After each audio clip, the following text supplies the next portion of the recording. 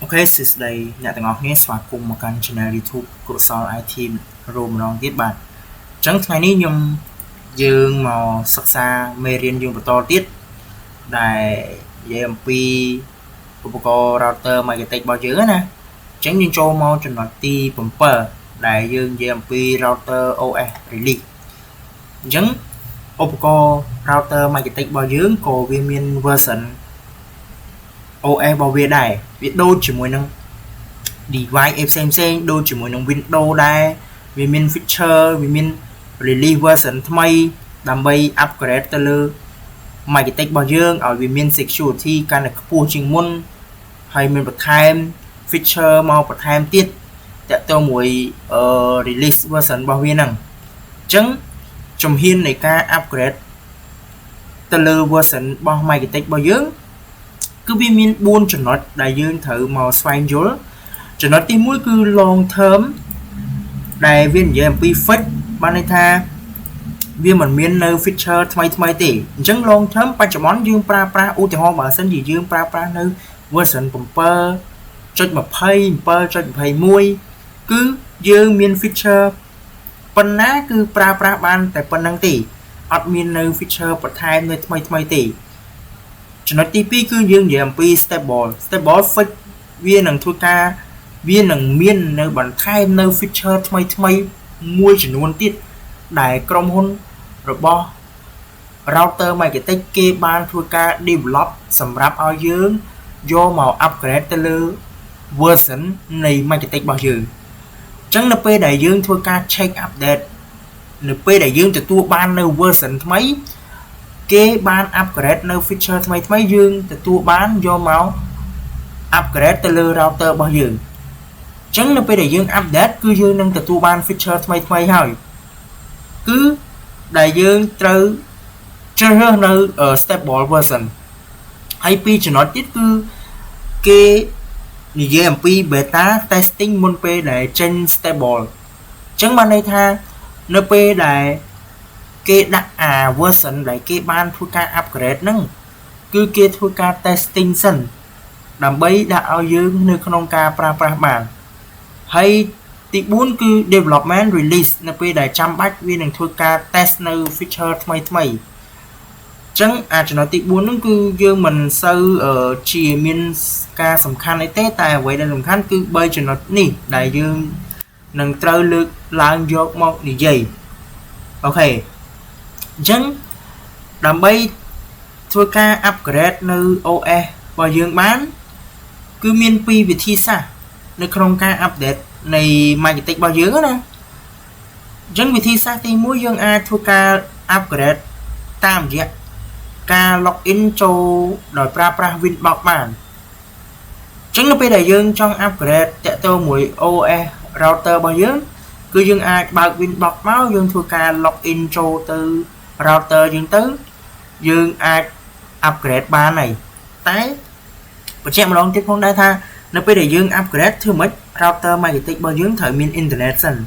អាហ្នឹងដូចយើង upgrade Windows អញ្ចឹងយើង check update version ថ្មីអញ្ចឹងធ្វើម៉េចគឺ router ត្រូវមាន internet ដែរអូខេអញ្ចឹងវិធីសាស្ត្រទី2យើងនិយាយអំពីការទៅ download បានន័យថាយើងទៅ download file upgrade នៃ version ថ្មីហ្នឹងចេញពី website Magitek មកអញ្ចឹងនៅពេលដែលយើងបាន download រួចរាល់ហើយយើងនឹងធ្វើការ copy អា file ដែលយើងបាន download ហ្នឹងចូលទៅ Winbox តែម្ដងដោយយើងមិនចាំបាច់ធ្វើការទៅ check update នៅក្នុង Winbox ទេអញ្ចឹងយើងទៅ search នៅលើ website ហើយយើង copy ដាក់ចូល Winbox ទៅវានឹងធ្វើការ update នៅ feature ថ្មី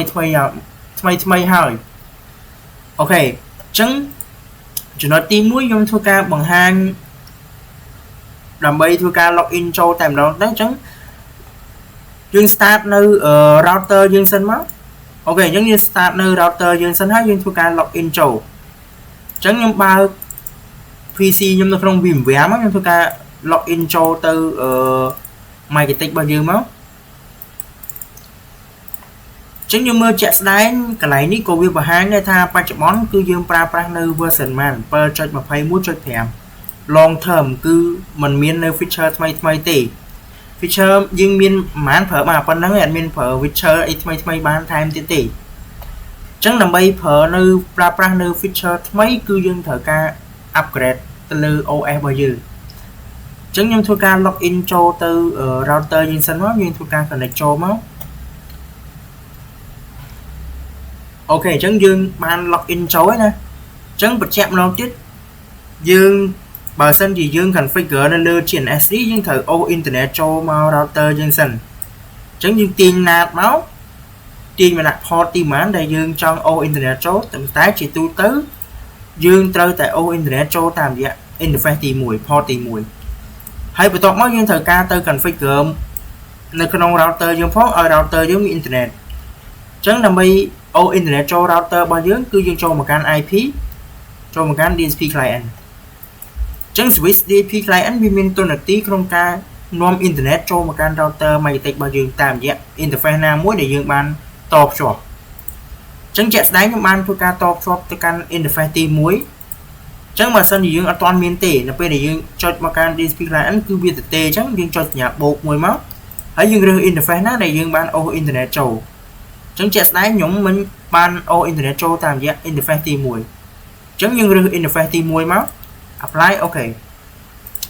តមកទៀតនៅពេលដែលយើងបាន configure តាក់ទងមួយ DSP client ហើយយើងនឹងទៅការធ្វើការ check upgrade លើ OS របស់យើងអញ្ចឹងដើម្បី upgrade បានយើងមើល slide មកគេឲ្យយើងចូលទៅកាន់កន្លែង package មួយនេះអញ្ចឹងកន្លែង package មួយនេះយើងចូលមកកាន់ system ហើយយើងចូលមកកាន់ package អូខេអញ្ចឹងជាក់ស្ដែងបច្ចុប្បន្ន router OS របស់យើងគឺយើងប្រើប្រាស់នៅ version 7.21.5 អញ្ចឹងយើងត្រូវទៅ check មើលថាតើ version ថ្មីដែលគេបាន upgrade នឹងឡើងទៅដល់ version ទីប៉ុន្មានហើយអញ្ចឹងយើងធ្វើការ check for update កន្លែងនេះអូខេអញ្ចឹងកន្លែងនេះគឺ long term គឺ version ដែលយើងប្រើប្រាស់នៅបច្ចុប្បន្នអញ្ចឹងវានឹងបង្ហាញតាក់ទងមួយ information ដែលយើងអាចប្រើប្រាស់បាននៅពេលបច្ចុប្បន្នអញ្ចឹងដើម្បី upgrade ទៅលើ version ដែលខ្ពស់ជាងនឹងយើងចុចមកកាន់ stable អញ្ចឹងវានឹងធ្វើការ check ឲ្យថាតើ version stable ដែលគេបាន upgrade នឹងឡើងទៅដល់ version ប៉ុន្មានហើយគឺ 7.23.3 អញ្ចឹងបច្ចុប្បន្នយើងប្រើប្រាស់ 7.21.5 អញ្ចឹងខ្ញុំធ្វើការ upgrade ទៅកាន់ឡើងទៅដល់ 7.23.3 អញ្ចឹងយើង select លើ stable យើងហើយយើងធ្វើការ download and install អញ្ចឹងវានឹងធ្វើការ download version ថ្មីដែលយើងបាន select ណានឹង upgrade ទៅឡើងទៅដល់ 7.23 នេះអញ្ចឹងយើងរងចាំវានឹង download ឲ្យវាពេញសិនមកហើយ router យើងគឺវា reboot បានន័យថាវា restart auto ណា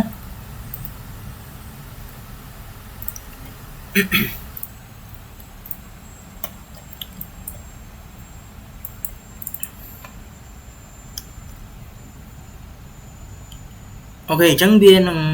កំពុងតែ restart ទៅលើ router របស់យើងហើយអញ្ចឹងវានឹង restart គឺវានឹង load ចេញពីកម្មវិធី Winbox ណាវានឹង load ចេញហើយអញ្ចឹងកន្លែងហ្នឹងយើងមិនបាច់សង្ស័យអីទេវា restart គឺវា reboot load ចេញពី Winbox ហើយចេញមកខាងក្រៅឲ្យយើងធ្វើការ login សារជាថ្មីអញ្ចឹងយើងមើលជាក់ស្ដែង router របស់យើងមិញគឺ 7.21.5 អញ្ចឹងវា upgrade ឡើង 7.23.3 ហើយបច្ចុប្បន្នគឺប្រើប្រាស់នៅ version stable អញ្ចឹងបើសិនជាវា upgrade ឡើងទៅដល់ version ថ្មីទៀតអានេះប្រហែលជាវា load version long term វិញហើយអញ្ចឹង stable យើងនឹងធ្វើការ check ទៅលើ upgrade ទៅលើ version ថ្មីបន្ថែមទៀតអញ្ចឹងនៅពេលដែលយើង upgrade ហើយយើងធ្វើការ login ចូលមើលថាយើងអាច login ចូលបានអត់អូខេអញ្ចឹងជាក់ស្ដែងអ្នកនរគ្នាបានឃើញថានៅពេលដែលយើង login គឺវា reboot បានន័យថាវាបិទ application Winbox ចោលតែម្ដងយើងអត់អាច login ចូលបានទេអញ្ចឹងអាបញ្ហាហ្នឹងមួយដោយសារអីដោយសារ router យើង upgrade ឡើង version ខ្ពស់បច្ចុប្បន្នយើងប្រើប្រាស់ Winbox គឺ version តែ 3.40 ជាងឯងអញ្ចឹងជាក់ស្ដែងប្រហែលជាយើងអត់អាចយកអា version Winbox នេះ version ទាបនេះអាច login ចូលបានទៀតទេអញ្ចឹងតម្រូវឲ្យយើងទៅ download Winbox មួយទៀតគឺ version ថ្មីបានយើងអាចធ្វើការ login ចូល router យើងបានណាអ chẳng nằm bay download nơi Winbox version mấy dương châu mà căn browser máu đi search mà cũng có trong ban tam chạy đây này nàng học niêm miến chẳng như search Winbox Winbox nè đi search máu ấy dương châu mà căn website mà chỉ hàng lớn ý website xịn mà mày cái á và giặt châu không giặt download miro chẳng dương chọn máu cứ download hay dương select từ Winbox lại ní ấy dương rư OS nó để dương gặp công tập pra chẳng nhưng pra là Windows nhưng chưa rư là Windows học sập 4 bit đi mất và nè học này phở ám download am màu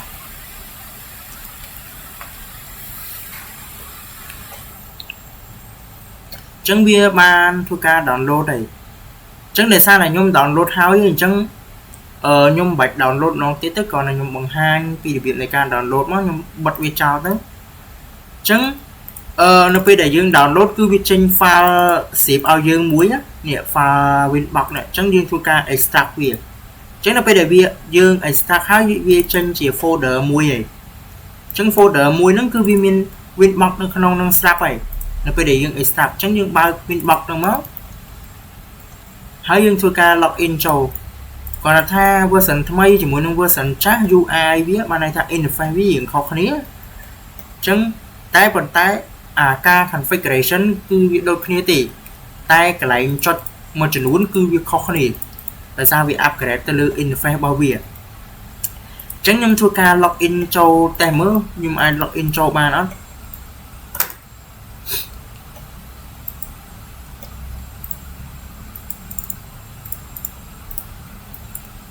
trên đời xa dương tâm upgrade thay trong pi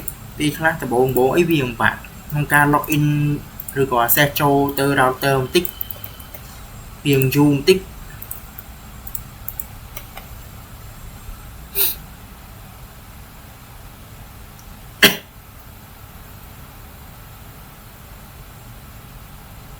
ok chẳng nhưng chat đánh nhưng mơ ta bênนี้dương ai login châu từ mày cái tịch dương bán đấy nè chẳng nhưng tịch check mơ mới ta version là dương an upgrade nó cứ vi lan từ đó phòng per check một page bay men off nè và cho bón dương pra nơi version per trên page 7 chẳng chạy đánh vị thi sát ti môi việc này ca upgrade router bao dương cứ bàn sạc sẽ chẳng nhưng cho một căn vị thi sát ti phí cứ dương từ download trên vì website mày tịch mà đó website xịn bao mày cái tịch á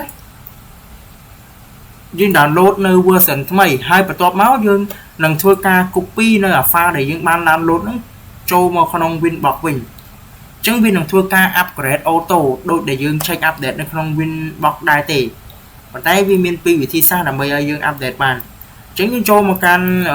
website default bao mày cái tích máu nhỉ hàng lớn ấy được như thế dương cho mau cả lại hàng lớn cứ website mày tịch hãy dương cho một căn router OS mình mấy dương cho nó Winbox chẳng dương cho một căn router OS tao muốn dương thua ca ôm mau hàng Chrome dương scroll một hàng Chrome mình mất việc đôi khi chẳng thế mấy dương min long term stable and testing chẳng dương thời ca chơi vô ở stable và chỉ món mấy cứ per cho mà thay mùi chẳng chơi nơi ở stable chẳng nó bây giờ dương chơi nơi stable hết router OS bản thân đấy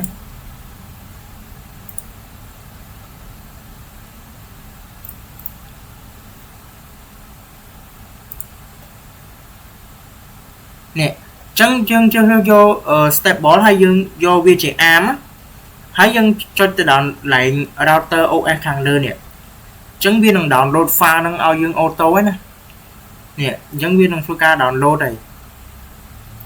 chẳng chậm về đi download hóa dương thua ca copy việc đã cho không Winbox tới viên đang upgrade auto một tịch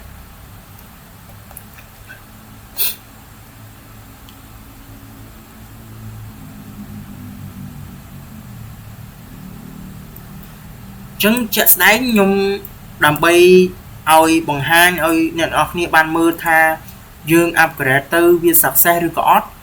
chẳng nhung thua ca tờ lẹ version này vinh tờ lẹ từ version long term mới nhá oi từ đó một 7.21 វិញហើយយើងធ្វើការ copy នៅ file ដែលយើង download មិញហ្នឹងយកមក upgrade ថាតើវាយើង upgrade បាន success អត់អញ្ចឹងដើម្បីបញ្ជាក់ថា upgrade success យើងកុំឈរនៅ version 7.23 យើងខ្ញុំធ្វើការតម្លាក់វាទៅកាន់ version 7.21 វិញអញ្ចឹងខ្ញុំចុច OK មក 7.21 ទៅណាខ្ញុំចុច download and install ហើយចុច OK ចឹងខ្ញុំនឹង download ទៅកាន់ version ទៀតវិញ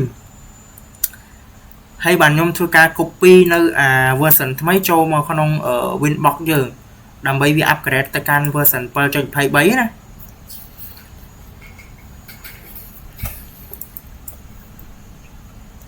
ចឹងវាកំពុងតែធ្វើការ download version ទៀតហើយវា release ទៅកាន់ version long term វិញ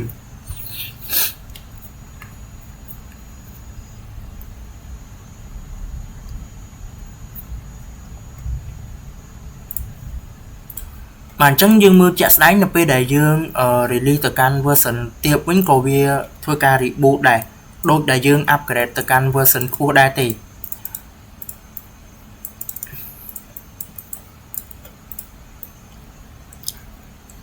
អញ្ចឹងហើយវាពងដែលធ្វើការ restart ហើយណាអញ្ចឹងជាក់ស្ដែងយើងមើលថាបច្ចុប្បន្នគឺវាធ្លាក់ទៅកាន់ version 7.21 ណាអញ្ចឹងខ្ញុំធ្វើការ login ចូលអូខេអញ្ចឹងខ្ញុំ login ចូលហើយអញ្ចឹងខ្ញុំនឹងទៅកាន់ទៅ copy នៅ file ដែលខ្ញុំបាន download មិញណា file ដែលខ្ញុំបាន download ហ្នឹងខ្ញុំ copy ចូលមកក្នុង Winbox ហ្នឹងតែម្ដងអូខេអញ្ចឹងយើងគ្រាន់តែធ្វើការ copy វាមកខ្ញុំប្រើទៅកាន់ទីតាំង file មួយហ្នឹងខ្ញុំធ្វើការទាញវាដាក់ចូលក្នុង Winbox មកអញ្ចឹងវានឹងធ្វើការ upgrade ឯនេះឃើញអញ្ចឹងវា upgrade ឡើងទៅកាន់ version 7.23 ហើយអត់មានអីបែរគ្រាន់តែយើង download ហើយយើងទាញតម្លាក់ចូលក្នុង Winbox មកគឺវា upgrade ឡើងអូតូឲ្យយើងហើយអញ្ចឹងមើលជាក់ស្ដែងវា reboot ទៅវាឡើងទៅកាន់ version 7.23 វិញអត់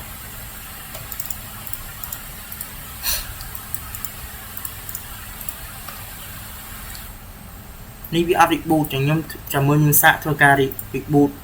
router សិនមើល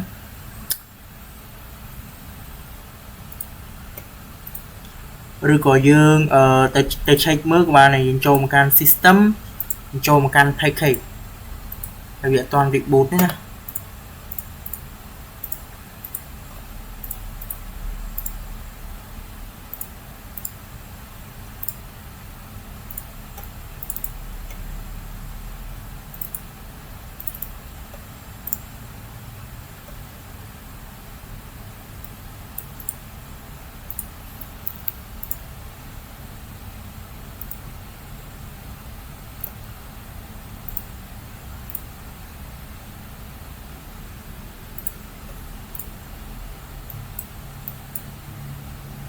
ចឹងដោយសារវាមានបញ្ហាអីចេះខ្ញុំធ្វើការ copy ដាក់ម្ដងទៀតមក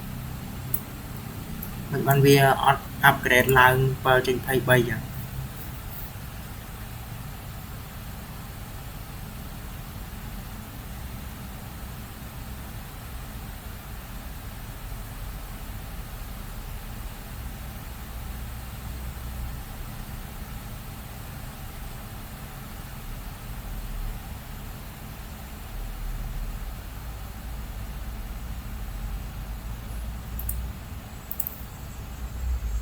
ចឹងខ្ញុំធ្វើការ reboot មើល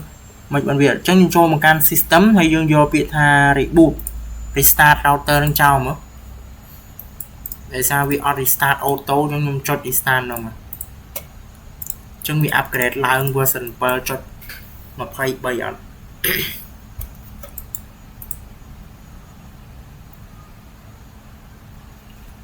ឡើយនេះយើងរងចាំវា implement វាពងដំណើរការនៃការ restart ហ្នឹង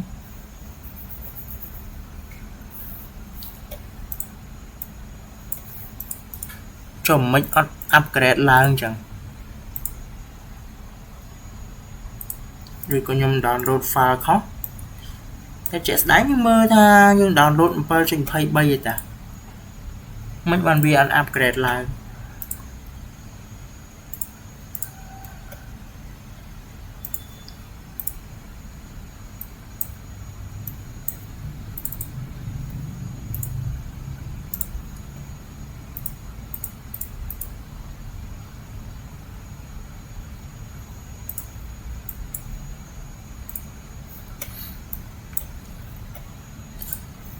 ok nè nghe chân chầm mơ càng nghe năng nhung thôi ca check và to tiết bà sân chỉ đi nè nghe ai thôi ca ăn một quán ăn mướt ta tao dương upgrade bên lang ớt chân đi bài chụp bánh ha win bọc nhóm á rồi có bánh ha pha này nhóm download ta chạy đáy nhóm download ta vì muốn cư vi tận cai ok bye bye chăm chúc nên video cài và to tiết